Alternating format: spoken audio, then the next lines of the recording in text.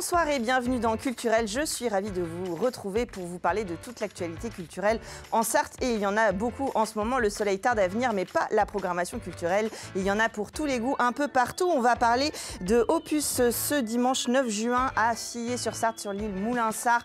On y retourne en famille, entre amis, passer l'après-midi là-bas. On va parler d'écriture avec Franck Juré et Paroles d'étudiants. On va parler de la fête du Bidule, le 9e Opus Bidule en fait. Vous connaissez sûrement ce magazine et vous allez retrouver toute l'équipe pour une après-midi festive et une soirée festive ce samedi. Le 15 juin, ce sera un mini festival de théâtre amateur à Vibrer et puis on finira avec une partie de l'équipe de Festi Chanson. C'est à Roussigny, au centre musical de Roussigny à Saint-Ulphace ce week-end. On en parle avec nos invités tout de suite dans Culturel.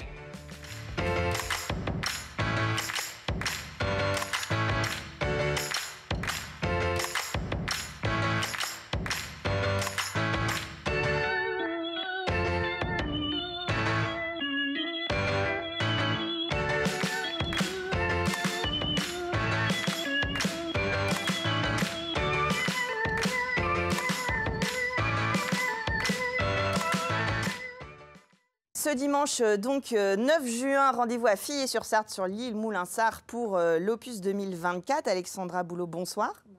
Vous êtes médiatrice culturelle chargée du Centre d'Art. Vous allez nous parler de cette riche programmation.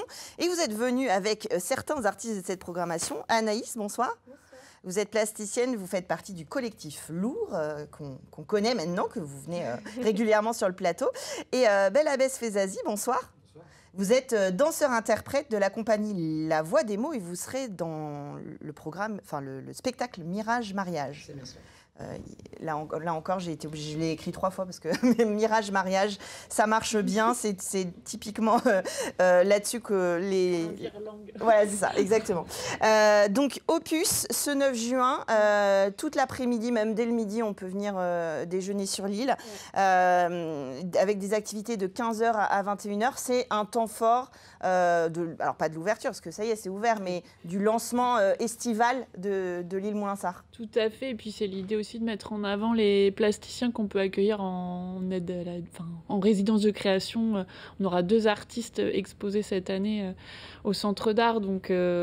Et puis c'est aussi la possibilité d'être dans la pratique du geste artistique, parce qu'on a vraiment sur la communauté de communes du Val-de-Sarthe une politique d'éducation artistique qui est assez forte. Donc c'est aussi une après-midi à la fois pour flâner, découvrir des artistes, des intervenants, des associations, mais aussi être dans la pratique dès le plus jeune âge en fait.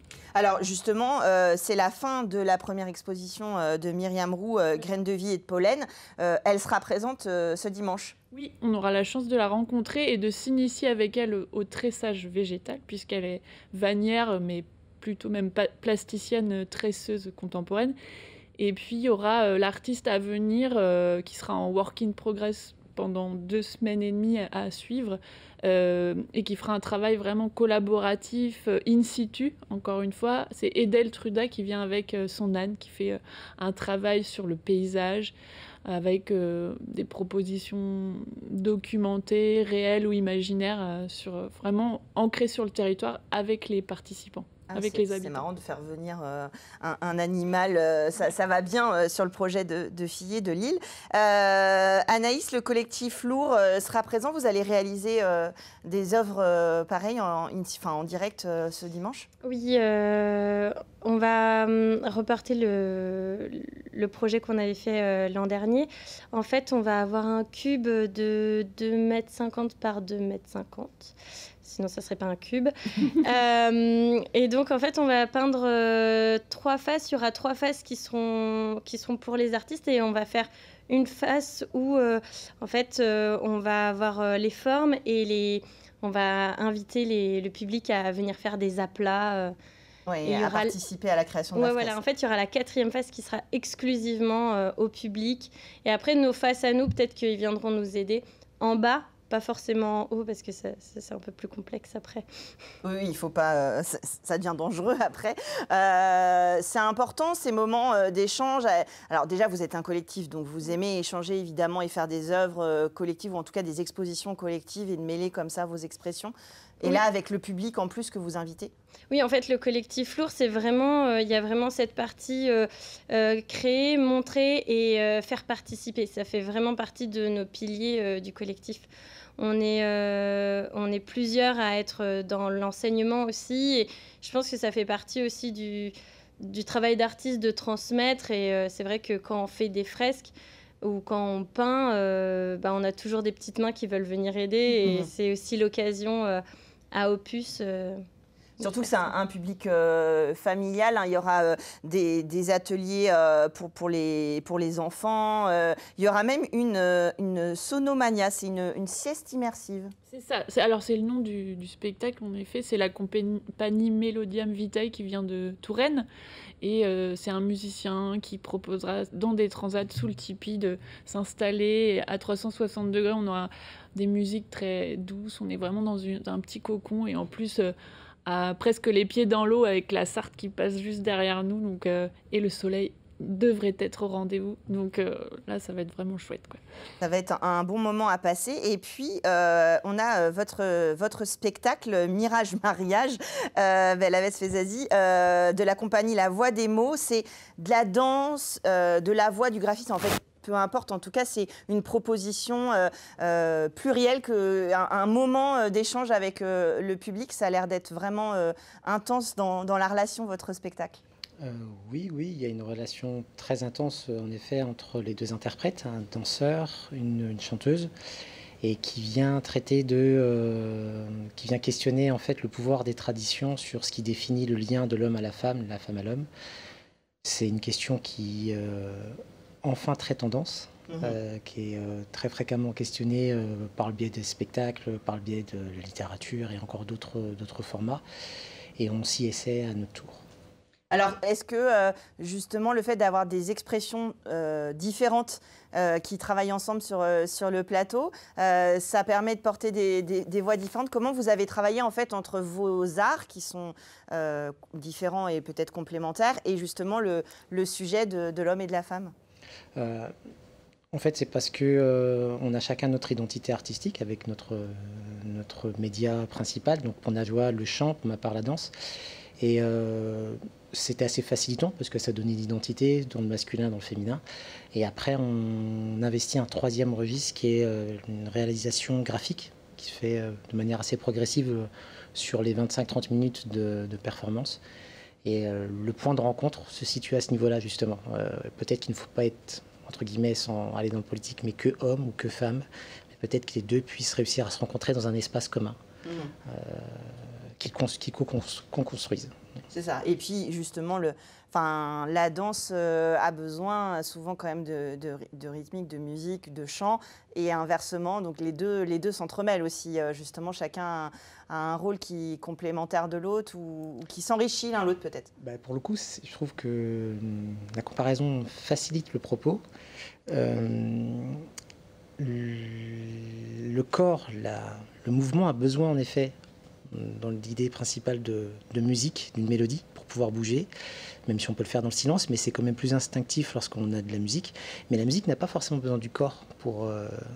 Et là, en l'occurrence, la musique est portée par une femme, lorsque le mouvement est initié par un homme. Et il y a un petit appel du pied, peut-être. Oui, un petit twist là-dedans. Voilà. Après, ça permet aussi d'exprimer visuellement quelque chose la musique qu'on écoute plutôt. Donc, c'est vrai que c'est enrichissant, mais c'est vrai que le jeu... Le mariage, dirons-nous, est original et en tout cas peut poser question, invite à s'interroger. Une belle programmation. Alors, j'ai oublié des choses. Il y a aussi des concerts. Il y a des concerts de l'école musique et danse, un concert amateur, mais 2 fois 30 minutes en effet. Il y a un DJ set avec DJ Charclot qui vient sur son triporteur, qui est un DJ manceau. On pourra manger, évidemment. Et puis aussi, cette année, pour la première fois, on est très content d'être partenaire du Plongeoir avec le cirque, enfin, ce qu'ils ont appelé cirque en prélude. Donc c'est en avant-première un peu de Le Mans fait son cirque qui aura lieu cette année avec deux spectacles que vous allez accueillir. Un dîner pour un. Ouais. On peut venir quand même. On peut venir quand même à 100, à 300.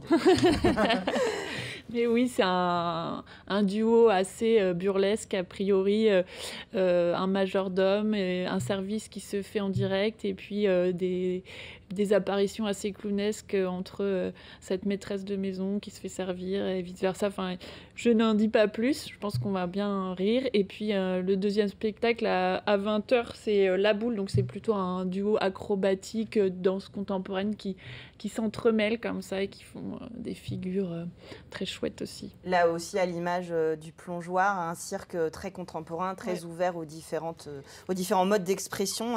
C'est assez hybride, ouais. C'est une bonne occasion d'aller à la rencontre de ces spectacles avant Le Mans fait son cirque au Mans, mais c'est vrai qu'ils ont fait des dates un petit peu partout. Et puis là, on est content de les voir s'investir dans les différents lieux culturels.